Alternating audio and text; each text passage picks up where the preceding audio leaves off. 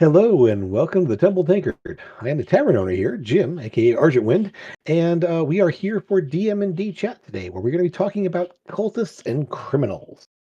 Those organizations in your that your group may encounter in your campaigns that may help or hinder them along the way, depending on what they are.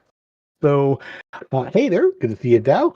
Hopefully, some other folks jump in here as well in the chat there. And as always, if you have questions, throw them in the chat. Love to see everyone active there and to play off of that. So, um, cultists and criminals, those clandestine organizations that are a part of your world that the players are going to come into contact with throughout their adventures. And we mentioned this a little bit last week when we talked about some of uh, um, the strange encounters you can come across here. We made it was sort of a random table where we pulled up a secret police organization, but today we're looking at mostly like cults and criminal organizations. Those ones that are going to be probably more adversarial than helpful for the party. And there's a lot of things to consider when it comes to these organizations. And we're gonna go over those first, and then kind of ways how we can use them, and some other ideas for maybe a campaign centered around them. So, first of all, the first thing to consider when it comes to these organizations is the motivation. What are they out for? And there's some different things to think about in their motivations here. They could be motivated by vengeance. They're trying to get vengeance against someone or something or a kingdom or a king or maybe even the party if they're out to get them. So vengeance is a kind of a strong motivating factor for a lot of these organizations because they're out to mess things up in some way. They're sort of a counterculture to whatever's going on in the world. Their motivation may just be chaos. They may Some people just want to watch the world burn, and it could just be along those lines. They just want to cause as much destruction and panic and craziness as they can. A lot of cults center around like murder gods or those chaotic demon type things like that. They can definitely be one of those kind of fall into this kind of motivation here, just causing absolute chaos. And on the kind of flip side of that, some are looking for more profit, or your criminal organizations often look for profit. They're looking for ways to gain money and influence in a way, and so a lot of your thieves guilds fall under this, or those criminal enterprises in various ways. They're looking ways to benefit themselves. And another motivating factor is an agenda. A lot of cultists that focus around a god or a deity or some sort of charismatic leader who has an agenda they want to accomplish, and they use a group of people to help accomplish that agenda. Again, these are all sort of very motivating factors here. Now, as I mentioned, crime syndicates or criminal organizations or those charlatan type things where they're trying to take power in some way are often more focused on either vengeance or profit, as they're again sort of behind the scenes trying to take power for themselves, trying to undermine undermine the city leadership, or they're trying to do some sort of criminal enterprises like running drugs or slaves, or just money in general, trying to steal things. These are sort of those crime organizations. Anywhere think about organized crime, think about your thieves guilds, anything in a genre where you're talking about someone doing criminal activities for fun and profit. Those are sort of what you're looking at in terms of those criminal organizations. Whereas cultist organizations are often more have an agenda. They're looking for chaos. They're looking to sow some sort of unrest among the world, or trying to overthrow things, or trying to undermine power in some way. Or a lot of times they're focused around like a god of some kind. Usually gods that have more dark influences here. Um, the like Your cultists of Nero, where you're the god of death in Greyhawk, or your children of Adam in Fallout. These oftentimes having strange ideas. Um, what's wrong with an undead army? Nothing's wrong with an undead army. Per se, but if you're on the ones who are being eaten by said undead army, you're not going to be too happy about it. And those cults that are trying to raise a an army of undead to then go and cause chaos and destruction, well, that's something that has to be dealt with. Okay, so again, motivation is a big factor around what makes your organization stand out and become potentially a threat. The next factor to consider is commitment. How far will this cult or criminal group go to accomplish their goals? How focused are they and how committed are they to it?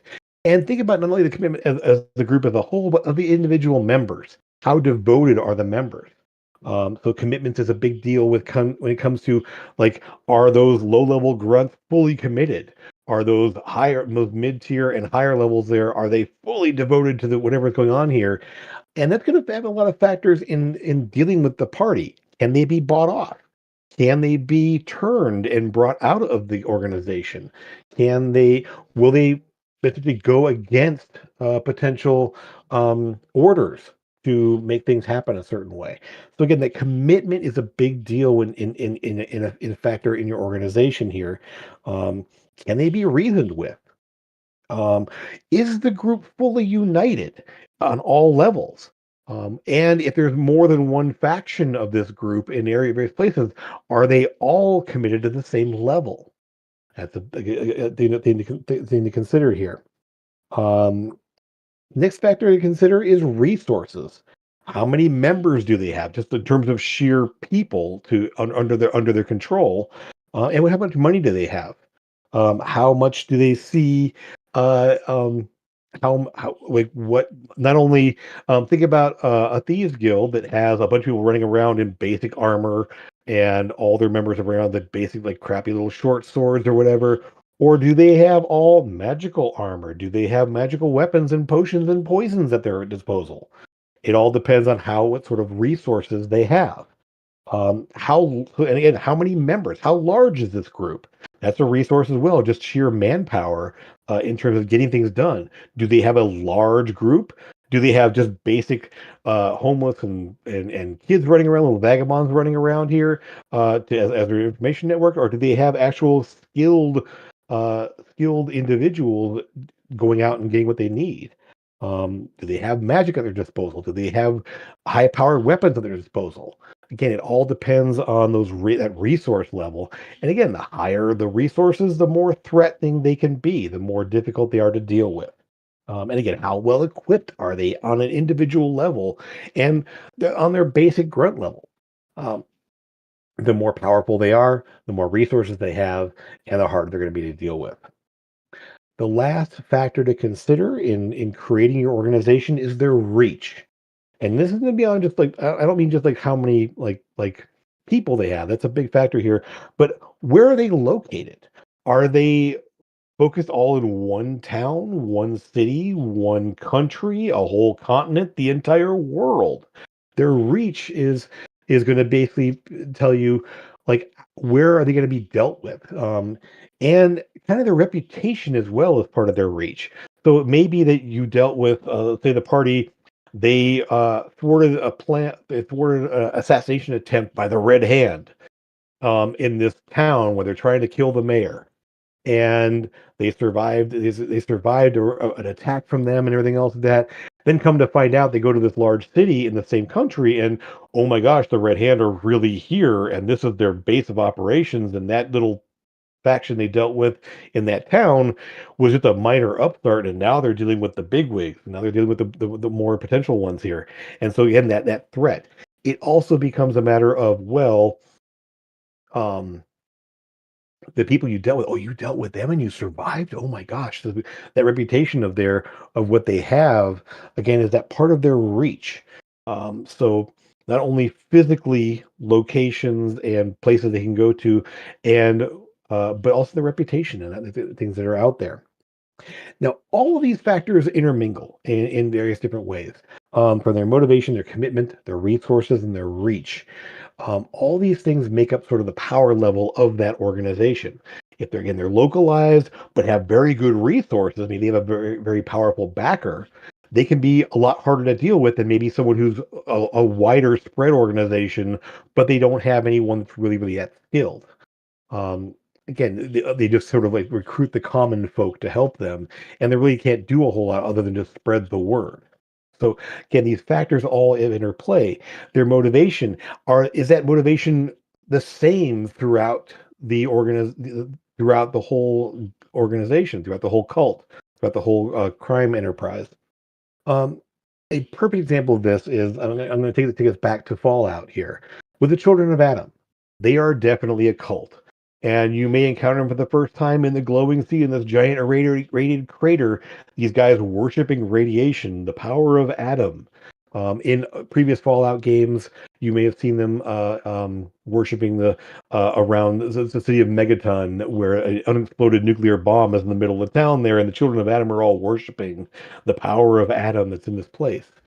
And they can be sort of a nuisance, kind of a weird little group there to deal with there, but they're not really hostile until you go in Fallout 4, you go to the Kingsport Lighthouse, and suddenly there's a group of children of the atom there that attack you on sight, and they've got guns that fire radiation beams, and they're next door to that, they're living among some irradiated nuclear waste, and they're pretty nasty to take out. Cut to Far Harbor, Fallout DC and Fallout 4, you have a full organization of the Children of Adam living in a decommissioned nuclear submarine with a full hierarchy and powerful weapons and recruiting people in the various vicinities here. And suddenly they're a much more powerful organization to deal with. Now, they're not immediately hostile to you, but there's a whole set of missions around the Children of Adam, either infiltrating them and getting resources from them, or taking them down and destroying them. And so you have this organization, the Children of Adam here. In one place they're hostile, in one place they're not, in one place they're powerful, and in one place they're just a couple of guys running around doing not a whole lot. So you have this again one cult there. So you have a reach of a couple different places, a number of different places they're at. Resources, it varies, but not very much. They run around in rags and they've got some radiation guns. For the most part, not that great. Um, then you get to commitment. They are all very fanatical in their devotion, but whether they're hostile or not depends on who's in charge of them. And that motivation. They don't have a, for the most part, they're when you run into them, they're just guys worshiping worshiping radiation, or sort of a radiation cult. Um, Not very powerful, but they have an agenda. They want to praise Adam, but they're not out for chaos. They're not out for money. They have nothing, and they're not really out for vengeance. Cut to later on, and suddenly they have resources. They have a much more powerful agenda. They have a leader who's out there trying to recruit people, and so now they're there. And as you cross them, they want to burn it all and set off a nuclear bomb to kill everybody. So now we're talking about chaos. So again, it can change over time and in different places. And this is something you want to consider: is over time, your cults, your criminal organizations can change. They can grow in power, they can wane in power. You can, again, depending on where you go, they may be more powerful. So the party, as they encounter these groups, again, they may be super strong in one place. They deal with them and then find out that, oh, there's other places here, and there's these little places that, oh, they're definitely not that bad here. But now they find out they're trying to consolidate. Now they're out for vengeance against the party, and or they're trying to regain that power they had. And so these cults can kind of ebb and flow in the campaign, and seeing exactly how things go. And yes, Laura, there's a bit of foreshadowing here. In Avarice, the cult of the Dark King was a major factor in the start of in Act One of the campaign. Um, and they all had an agenda. They wanted to bring back the Dark King, this terrible wizard who tried to take over the country a couple centuries ago. And a group of people were all trying to work in some ways to bring him back into the world, and let help him essentially assume uh, pick up where he left off, and to recruit up an army and go and lay waste the countryside. Um, However, they were defeated, but remnants of that cult are still out there, and yes, they are still need to be dealt with. And now, instead of trying to bring out the Dark King, they seem to want to bring back a new cataclysm and destroy everything. So again, from Act One now into Act Three, the party's all more powerful, but so are the enemies. They've ramped up their resources. They've ramped up the their agenda and what they're trying to accomplish. So basically, they're working on vengeance, they have an agenda, and they have chaos. They've also got, they're not working for profit, but they definitely have good resources. They have powerful people and a lot of demons at their disposal and magic items and everything else. So again, from what was a difficult group in the first place became much more difficult now and is being dealt with. So um anyone out there have any other cults or criminal organizations you've dealt with in your campaigns? Drop 'em in the chat there. Or if you have any questions about anything I've put out there so far, throw them out there. I see we got some folks watching, so can just maybe say hi um, and jump in the chat there with some stuff. So again, these organizations can be adversaries or allies. The group in Avarice, the Shadow Syndicate, which is basically a thieves guild, primarily located in the larger cities of Garvon, both Port Oris and Dravier are the two major cities within this kingdom. And they definitely have agents in both places, and the party has encountered them a couple of times and had they were more allies than adversaries. They actually provided information. They kind of helped them capture people or get information about the cult of the Dark King in one case, and just other problems they've run into. So the party then had them as more of an ally than an adversary. Um, my cult was using the players to investigate the crimes the cult, the crimes the cult committed, and that again, the cult can have varying ways of interacting with the party. They don't have to be immediately hostile. They can do things where they basically are tricking the party in some way, and that will set up a confrontation down the road as the party learns the truth. Or it can make difficult. They can act as more of a hindrance or an annoyance for the party rather than a straight up confrontation. So the cults don't all have to be uh, um, immediately hostile. They could be, in this case, uh, setting them up for to be the fall guy for something. Um, so the whole party going to jail for something this cult did. And the cult can work on incriminating in some way and get them out of the way, or accomplish some things there and have the party take the fall for it. So again, there's lots of ways to use these organizations. Some thieves guild, they may recruit the party to steal something for them, or because they cross the thieves guild in some way, the thieves guild may say, "Hey, you need to go in and do this, otherwise we're gonna have our assassins hunt you to the end of the earth and kill you. You want to clear your name with us? Go do this job for us and steal something from this manor house." Um, uh, yes, they could use the party to investigate and guide them towards setting up a rival. And so the organization may play off against each other. That's a big way to look at this. Here is that these organizations will interact with each other as well, and the party can and you have like multiple factions that are all against each other, and the party gets caught in the middle where they're trying to play them off there or setting them up against each other. I see we're having some freezing issues. I'm hoping that's just the video, not the audio. Let me know if it's a problem or not. Um, okay, so something else to consider is that party members, as part of their backstory, could be either currently or former members of an organization like such as this. And that can bring in some great backstory elements for your party members. And so if they say, "Hey, I want to be a part," so you may have someone, "Hey, yeah, I was a former cultist, and now I'm reformed, and now I'm off doing the world trying to rid the world of evil from these things." Um, so that can be a fun element to bring into a backstory, and you can develop an entire cult around a player's backstory that now they're either hunting them or they're trying to be reformed from having been a part of this organization. Um, Also, be members of more one or more members of a thieves guild or some other criminal enterprise. Um, Again, that can be something that may or may not cause problems for the party in the future. Okay. So uh, that brings us up to a new idea, potentially a campaign centered around a group like this.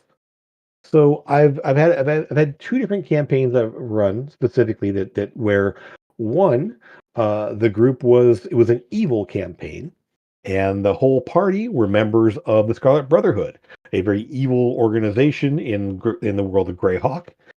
They sow discord everywhere. There's spies every place. They have slave organizations, and so this group, they were all members of the Scarlet Brotherhood who got put into a kind of a remote part of the world, and their whole mission was to destabilize power in the region, take control, and set up enterprises for the Scarlet Brotherhood to come in and take control.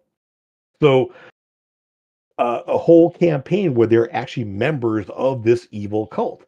Now, the actual cult runs an entire country as that group has taken over a portion of the world. And so the Scarlet Brotherhood literally has an entire country themselves there, and they keep sending out agents to destabilize other places. And they're a big problem in various places that they kind of pop up and recruit people to destabilize a city or a region or a country.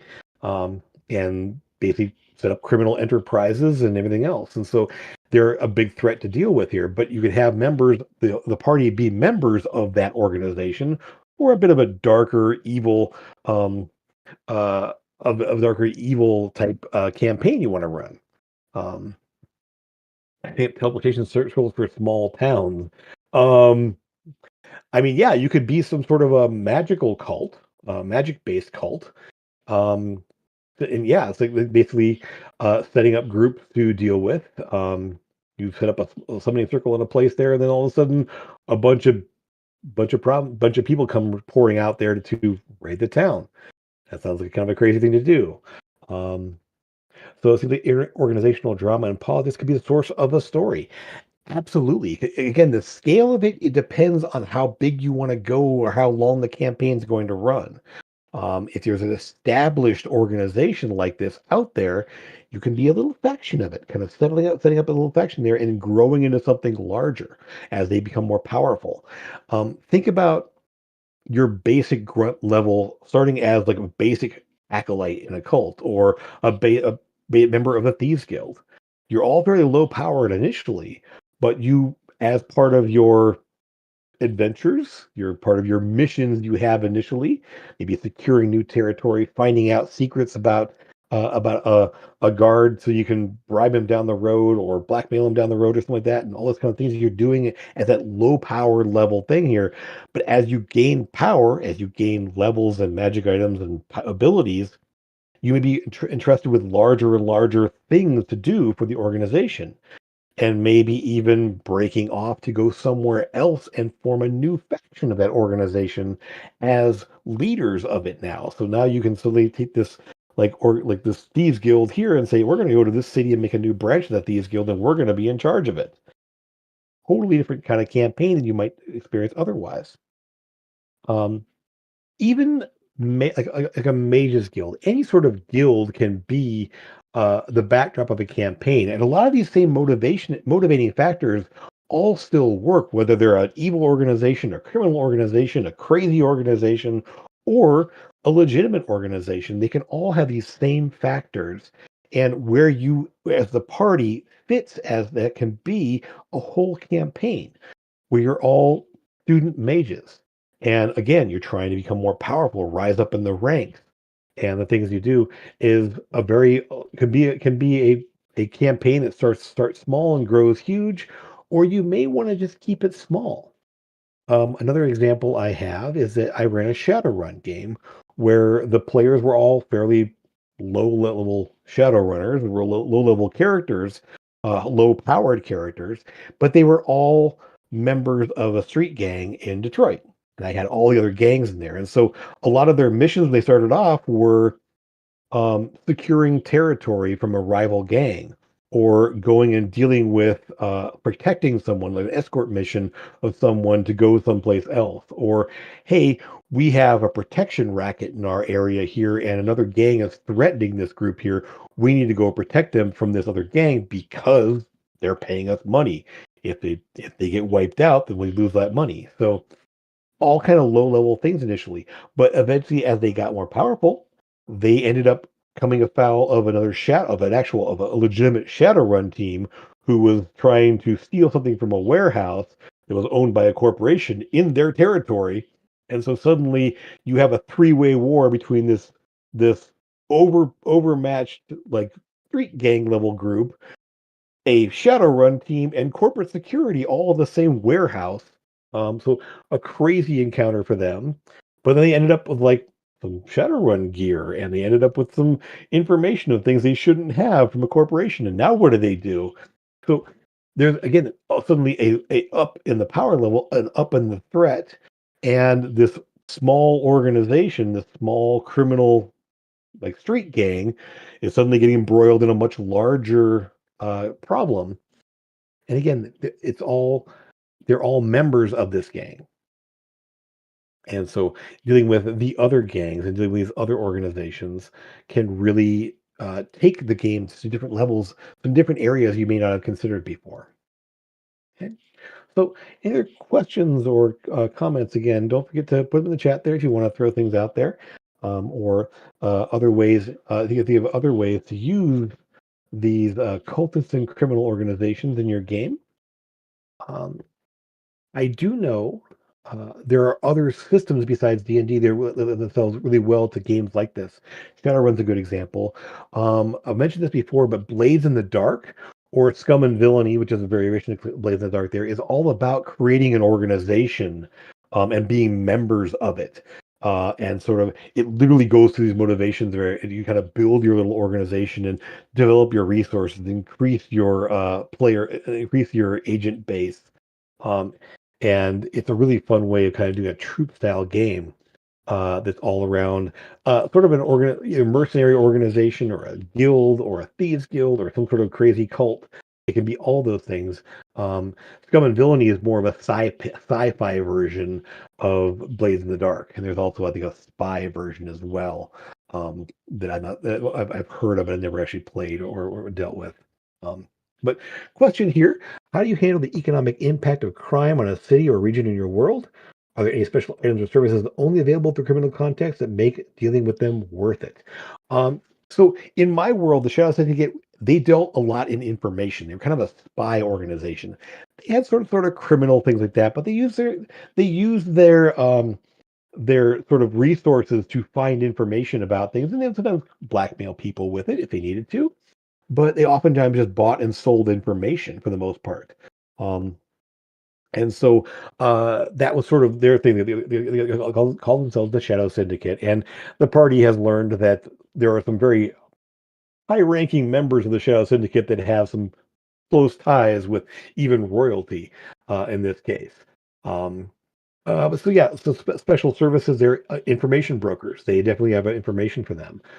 You might have, in my world, um, economic impact of crime, there was a group that the party encountered early on called the Order of the Green Vial. They were based in this jungle area to the southwest, in sort of their members were primarily, Yuan-Ti, the snake people there. And they basically had alchemists working with them that took local flora and fauna um, and created a drug. They called it Serpent's Kiss. And effectively, it was very euphoric and it was very, very addictive. And they would essentially roll into town with their remedies and snake oil salesmen because they're Yanti, you get it.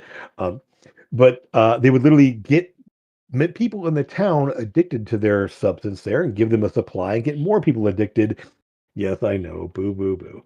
Um, but that is sort of where the idea came from and why they're Yanti in the first place was that snake oil. And they literally would get people addicted and then move in later on and just take whatever they wanted from the town because they were so desperate for it at that point.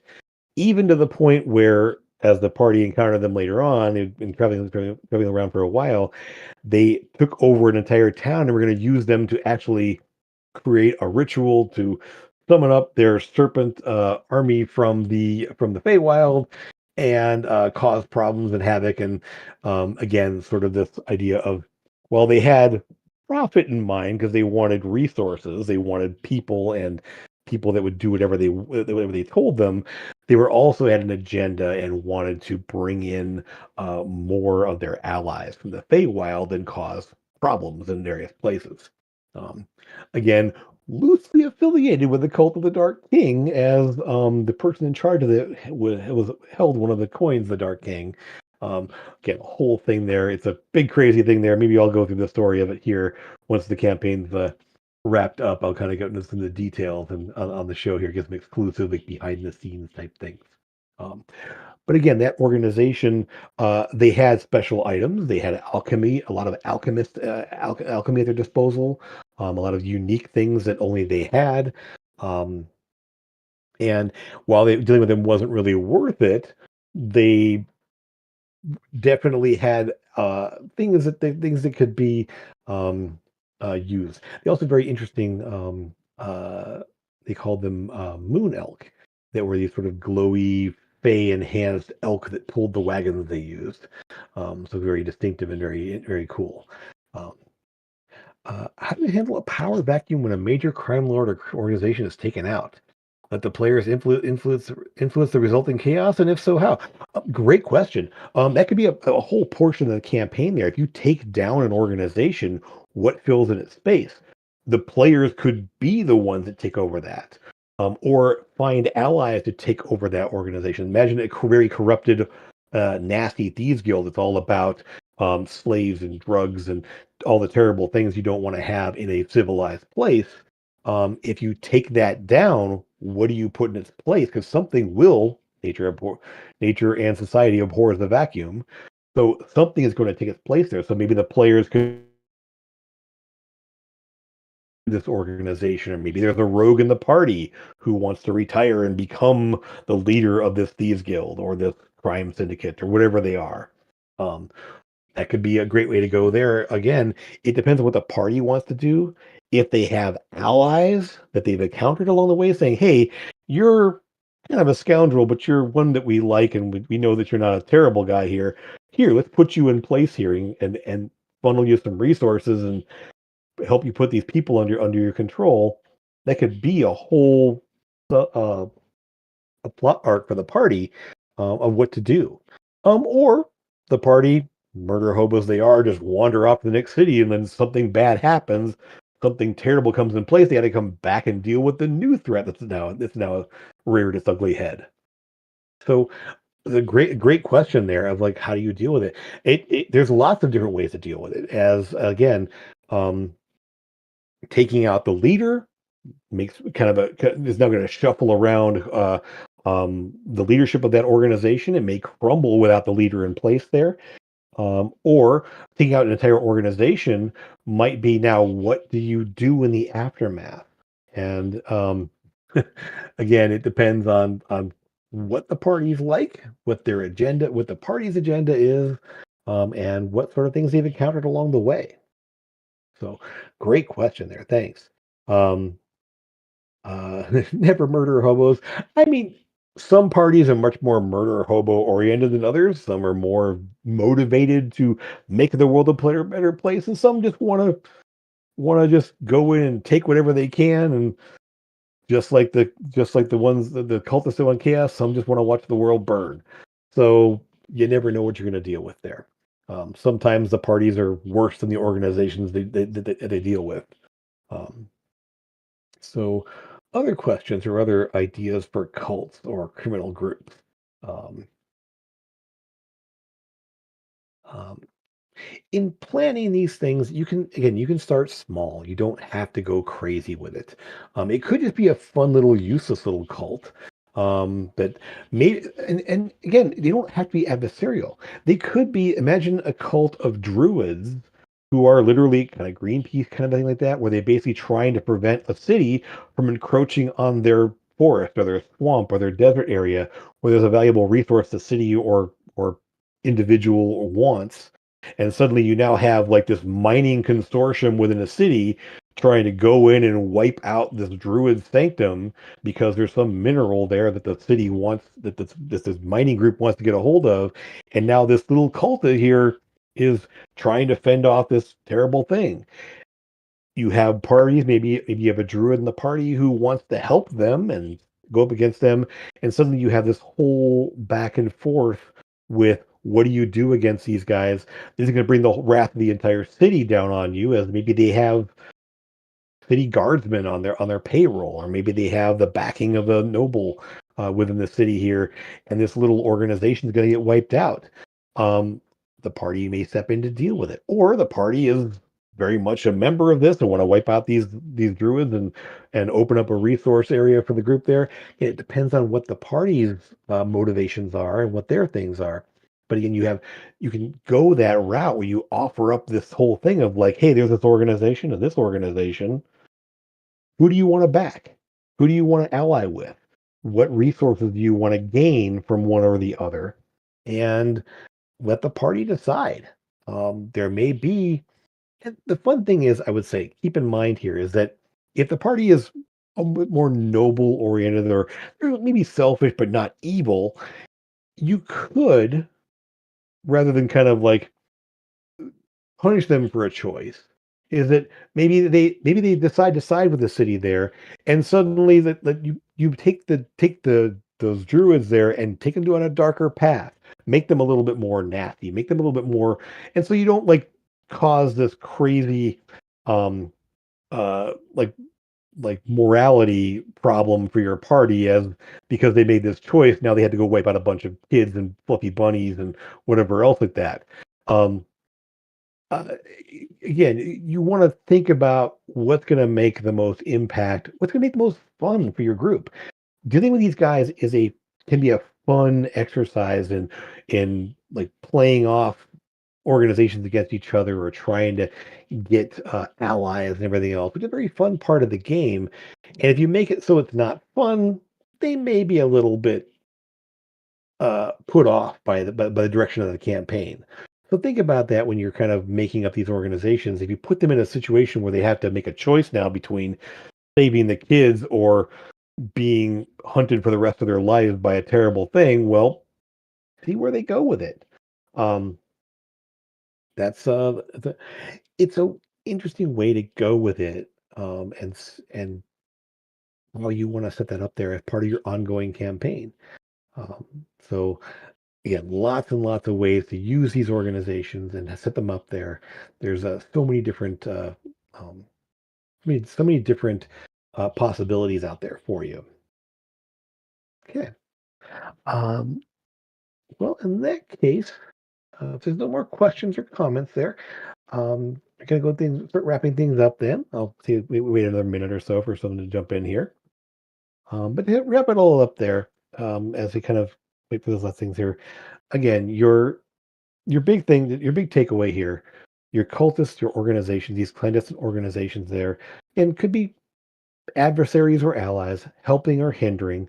But there's always going to be those motivating factors, those things that you need to consider about your organization: the motivation, the commitment, the resources, and the reach. Those are the big four things to consider when designing these organizations and how they're going to be, what level of threat, what level of help they're going to be for the party.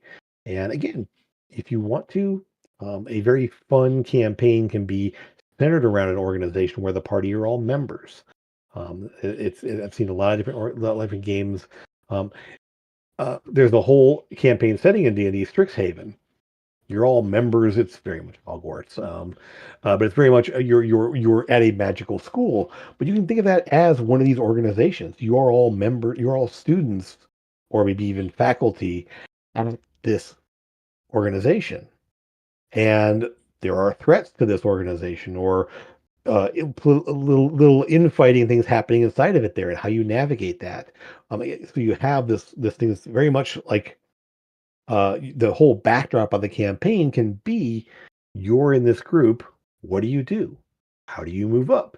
How do you get out? How do you help them deal with other things around you? So um, there's so many examples of this throughout there in different campaigns and different settings. There's any number of examples out there to kind of emulate and look into. In that case, I want to thank you for watching. Thank you for hanging out here. Again, as always with these shows, if you have ideas and want to throw a comment on the video, throw a like on the video, it'd be great too. Um, but if you have any ideas for future shows, any questions you have about the content there, throw it in the comments here. Hop on the Temple Tankard Discord server. Links in the description. And throw some ideas out in the bar or throw some ideas to me individually, whichever you like. Always looking for more fun ideas for future shows. But in that case, I want to say to our folks there that enjoy Halloween time there, it's going to be next week. So as you doing running Halloween one shots, I hope you find some evil cultist organizations or some crazy fae to deal with, or all kinds of terrible things you deal with. Maybe some necromancers setting up ghosts in a graveyard. You're going to deal with them. So, all sorts of fun things you can do around this time of year, especially. So, hope that helps. I hope you enjoyed some of the information. As always, thanks for being with us, and hopefully we'll have you back again real soon. Take care, everybody, and have fun gaming. Bye.